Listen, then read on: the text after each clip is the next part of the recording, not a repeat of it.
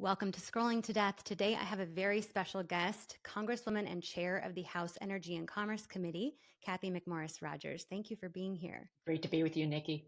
Yeah, so we're going to focus on talking about kids' online safety, why changes need to be made, and how parents can use our voices to protect our children. So, like you, I'm a concerned mom. I dove into this space educating parents about online harms. I feel like I've had a crash course in the legislative process through observing your committee hearings and your markups and everything that's been going on. I've been especially excited to speak with you because you're also a mom of 3, like me, and you are dedicated to getting our children protected online. So you shared recently that your biggest fear as a parent is your children's sensitive data being exploited online, which is a fear that I share. Can you tell listeners why this is such a concern for you? Yes. Well, first and foremost, I am a mom. We have 3 kids. Our oldest is 17, Cole, and then we have girls that are 10 and 13. And really, these big tech platforms have become my biggest fear. When you think about digital data, it's deeply personal. It's central to a person's identity. And right now, these algorithms that have been developed by these companies are specifically designed not just to get our kids addicted to the platforms and keep them on these platforms as long as possible, but it also leads to harms against our children. And so, a third of our teens right now say that they're almost constantly scrolling on some form of social media. And I think that's why the name of your podcast is spot on, because really our kids are scrolling to death. And these platforms are intentionally targeting our children with addictive content that leads to dangerous and too often life-threatening behaviors. Just recently, the Surgeon General of the United States of America, he talked about us having a loneliness epidemic. It's an epidemic of loneliness. Our kids don't have friends. But what we're seeing is that this crisis is being driven because kids are spending more time online. And whether it's you, Nikki, or for my husband and I, millions of parents across the nation, it really is a battle for our kids' development, their mental health, and ultimately their safety. And that's why we must build a better future for our children. Our children are our future, and reining in big tech is a big part of what needs to happen and put people, but especially our children, back in control of who they are, what they think, and how they live their lives. Yeah, and let's talk about why big tech is able to do this to our kids. So what I've observed is a true lack of protection that our children are currently receiving from the tech companies and their experiences online. And kids are allowed to sign up at 13, but really with no age verification. They're signing up as soon as they get a device, and they're being served dangerous and violent content, targeted advertising. They're being exploited, sextorted, sold fake pills, all on platforms that are marketed to children. I just got off the line with a mom today named Jenny DeSario, whose son Mason was served countless suicide videos on TikTok before he took his life. So why aren't our children more protected at the current moment? Currently, big tech lacks accountability, and it's because they are bottom line immune from most civil liability protections because of Section 230 of the Communications Decency Act. So this is a law that was passed back in 1996. So there was well before most of these companies even existed. But under Section 230, they were to moderate content that was illegal or illicit, and they were to be held accountable for that. But unfortunately, the way that the courts have interpreted Section 230, they have become almost immune from any accountability and immune from liability because of illegal or illicit activity. And you look at in our society, other companies, other industries don't receive this kind of a protection. And big tech is using this law to shield them from any responsibility and accountability as their platforms are involved in immense harm on people and especially our children. The story that you just shared, unfortunately, is repeated over and over and over. And so what is happening today is that these platforms and companies are profiting from children. They're developing algorithms that are pushing harmful content to our kids. They're refusing to strengthen their protections against bad actors, and we see more predators, more drug dealers, sex traffickers, extortioners, cyberbullies, and it's our kids that are paying the price at the expense of their mental health. And so what we need is a reset.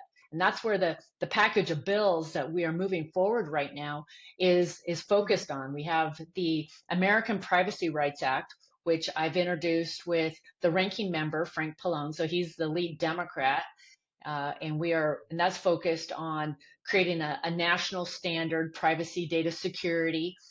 We also have Mhm. legislation around Section 230 that would sunset Section 230 and give big tech really a choice either to work with Congress to ensure the internet is safe and a healthy place or lose those liability protections. And this would ensure Mhm. that the social media companies are being held accountable for failing to protect our kids online.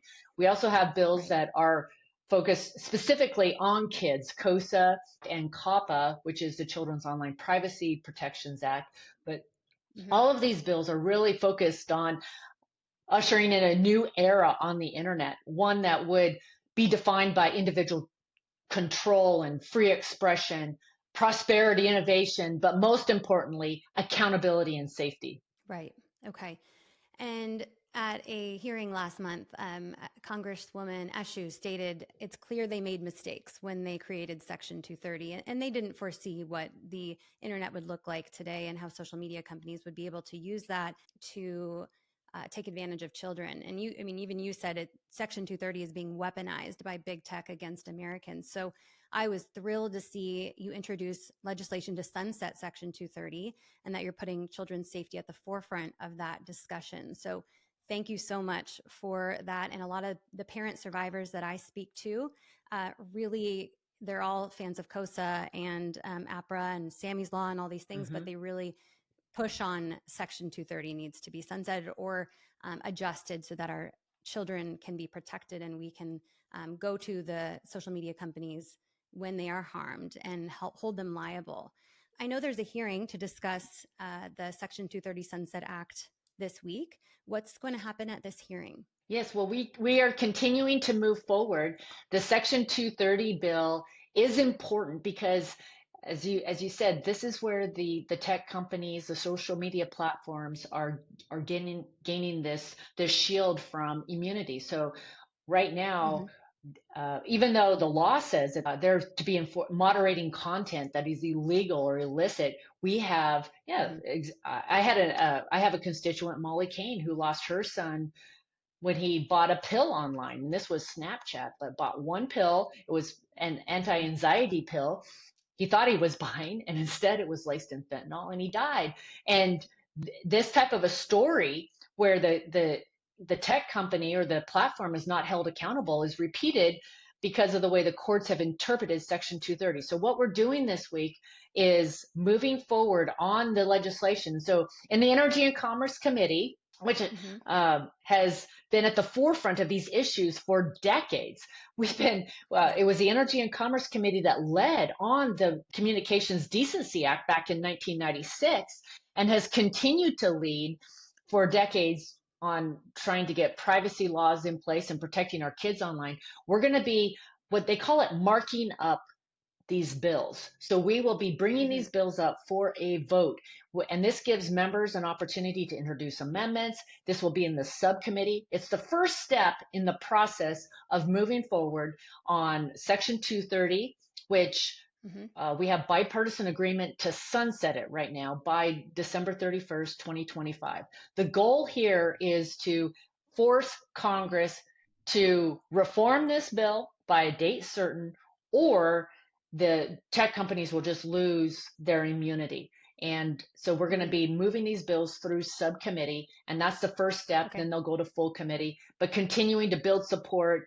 And it's really important that people that care about these issues are reaching out to members on both sides of the aisle right now to voice their support of these bills. We're taking on some of the largest companies in America right now. They have a lot of resources, and my hope is that it will be moms and parents and kids that have been harmed that really rise up all across this country to voice support.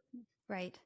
Okay, and I know Mark Berkman is going to be one of the witnesses at the hearing this week, and I have an interview with him that is live, and I encourage listeners to go listen to that because it's all about using our voices to support these bills. And parents, when I introduced this bill, the Section 230 Sunset Act via my platforms, parents were asking, should I go ahead and tell my representatives to support this bill now? Is it too early? Like, what's the right timing, or it's just as much as possible, go all in? Uh, Now's a great time.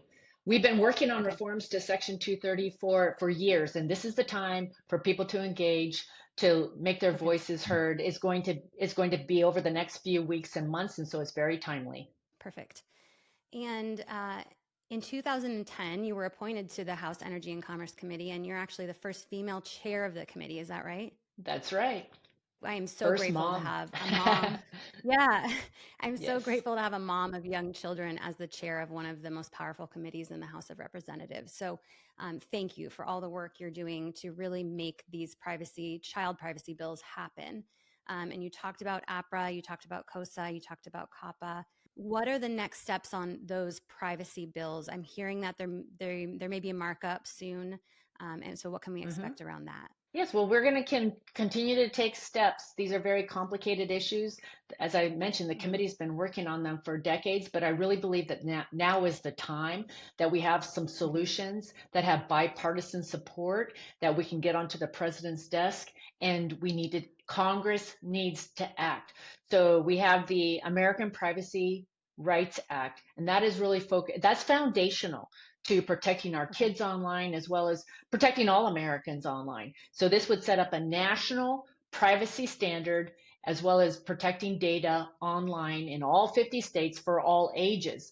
It Mhm. fundamentally is built upon data minimization. So it just limits from the very beginning the amount of data that companies can collect. And this will restrict a company's ability to track, predict, manipulate people for profit without their knowledge and consent. In Mhm. addition, it will strengthen protections for children when big tech is using this data to track and target our kids online by creating dangerous algorithms. It will prohibit companies from tracking and targeting kids online, the American Right. Privacy Okay. Rights Act, as well as even the collection of sensitive data on our children under the age of 17. The bill Mhm. also gives individuals an ability to turn off targeted advertising. So that is another way that companies track every aspect of our lives, like our location data, our clicks, Mhm. our search history, and it would require companies to review their algorithms to ensure that they're not endangering children through malicious content, which we all Mhm. see is leading to these downward spirals. So that's the privacy bill, American Privacy Rights Act. That's Great. foundational. And then the kids bills complement this effort. So we have the Children's Online Safety Act, KOSA, and then COPPA, the Children Online Protection and Privacy Act. They build Mhm. upon this. And you think about this new world with AI and just massive data sets being collected and how the individual and our kids are just going to get lost. It only makes it more Mhm. important that Congress act right now. So we've held the hearings on KOSA and COPPA. We had one lady, Mhm. young lady, who testified. Her name was Ava, and she shared Mhm. her personal story. It was really powerful to hear her talk about how because they were collecting massive amounts of data on her, they were able to Mhm. exploit her vulnerabilities. They understood her vulnerabilities, and then they targeted her through through the ads, and they led her down this path, that led to ads around bikinis, and then it was exercise videos, and then it was dieting tips, and then finally she found herself with an eating disorder, and she was so grateful that she was able to Mhm. break out of that. But she just shared how, because of the amount of data they collected, they weaponized that data against her and really exploited her vulnerabilities. So that's where these bills Mhm. are all important. Getting the privacy bill is foundational, and then the kids bills complement that effort to really ensure that these websites and social media platforms are created in a way that are going to protect our kids online. Right. Okay. Thank you for that breakdown. And I'm actually interviewing Ava Smithing next week, so Oh, great. listeners can hear her full story. I had her booked for right now. I bumped her for you. She completely understood. Oh, be great. She's Yeah. extraordinary, and I'm so grateful that she's willing to share her story, because again, Yeah. it's repeated too often in my circle of friends and family members. The number, just we all know, we all have friends or family members that are caught up in the dangerous activities online today. Yeah. So you mentioned we need to get these to the president's desk. Has President Biden indicated whether or not he would sign any of these children's privacy or privacy rights bills if they come to him? I know he has done that in the past, like with the TikTok divestiture ban bill, he sort of indicated that he would Right. sign. So what are we hearing? We're still working with the White House. I am encouraged that the White House is engaging on the American Okay. Privacy Rights Act. That bill, that language is, so we have bipartisan support in the House. There's been versions of it that passed out of committee last Congress. Senator Mm-hmm. Maria Cantwell is the chairwoman in the Senate of the House Commerce Committee. We're working together on the privacy bill. Her committee has already passed out the kids bills, KOSA and COPPA, and are waiting for Okay. action in the Senate. So there's a lot of movement in the House and the Senate. There's been a lot of hearings. We've received a lot of feedback, and we continue to get input from members and stakeholders. But I'm really encouraged by the support that we're hearing Mm-hmm. from members, stakeholders on Capitol Hill, but also people all across the country. And this really is the time for people to make their voices heard and demand that Congress take action to protect our kids online. And if these bills are signed into law, parents are desperate to know how long until they'll see a difference in their own children's social media experience. What's the lead time? It will start happening right away, because this is going to immediate.